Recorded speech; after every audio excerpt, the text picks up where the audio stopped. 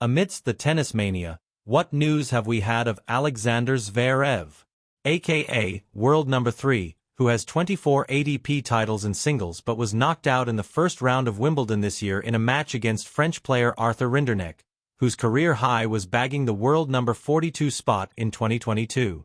Zverev lost the 4-hour 40-minute match and didn't seem too hopeful in the aftermath, saying in the press conference, "I've never felt this empty before.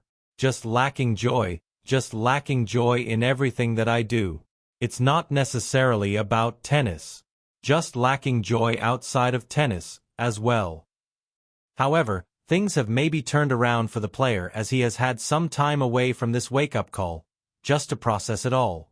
Zverev, unlike Carlos Alcaraz and Jannik Sinner, who seem to be sitting on top of the tennis food chain at the moment, had shown a lot of promise early on, but in recent years has not been able to really make a significant break into the post-Roger Federer, Rafael Nadal and fading Novak Djokovic era and has only won one ATP 500 title this year.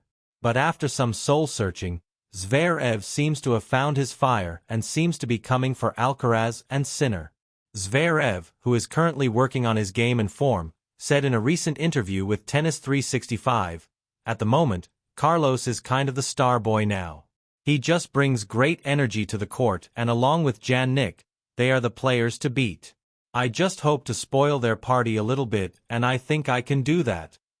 Indicating that things may be going well in practice. To top that off, he also added a bit of a backhanded compliment for Alcaraz.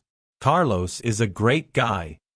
Zverev said of the current world number 2, "He is fun to be around and he always has a smile on his face. If he can avoid any controversies, he is going to be very, very loved by tennis fans."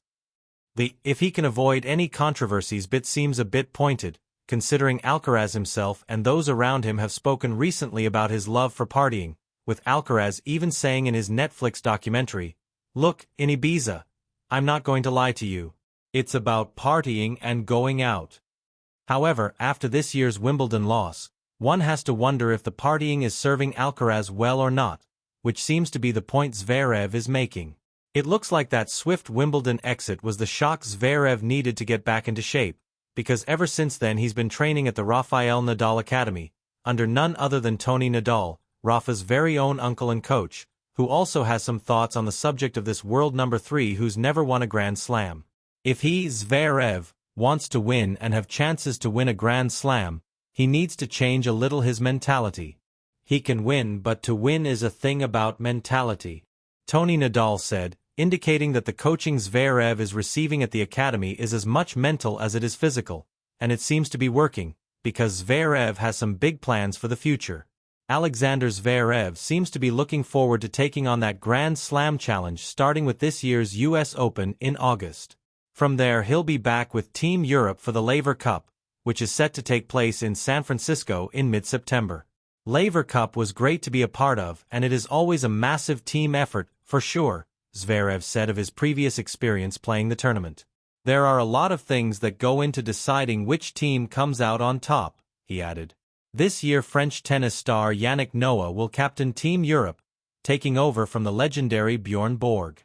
If you enjoyed the video, don't forget to like, comment, and subscribe to Daily America for daily updates and the hottest stories from around the USA.